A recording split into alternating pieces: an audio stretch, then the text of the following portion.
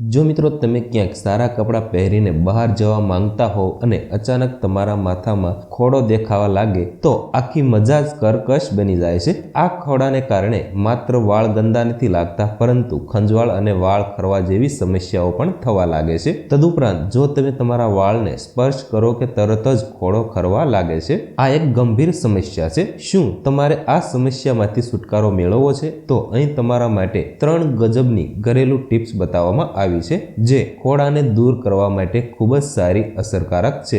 Number 1 લીમડો।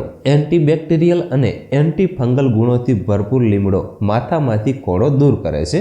લીમડાના પાનનો ઉપયોગ વાળમાંથી ખંજવાળ દૂર કરવા માટે પણ કરી શકાય છે।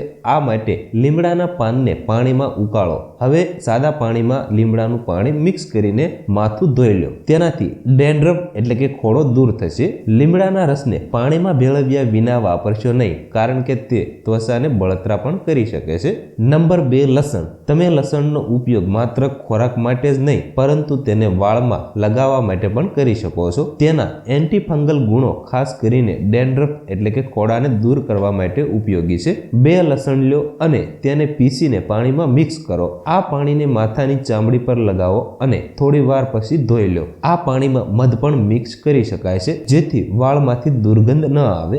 નંબર 3 મેથી। વાળમાંથી ખોડો દૂર કરવા માટે મેથીના દાણાની પેસ્ટનો ઉપયોગ કરો।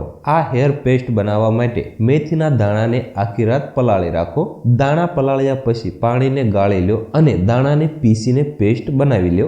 આ પેસ્ટને વાળ પર લગાવો અને 1 કલાક સુધી રાખો। ત્યાર પછી વાળને ધોઈ લો, ખોડો દૂર થઈ જશે। એક મિત્રો ખાસ નોંધ, આ માહિતી પુસ્તકો અને ઇન્ટરનેટ પર વાંચવાથી મળેલ છે। અમે કોઈ પણ પ્રકારની તબીબી સલાહ આપતા નથી। વધુ વિગતો માટે હંમેશા નિષ્ણાંત અથવા તમારા ડોક્ટરની સલાહ અવશ્ય લો।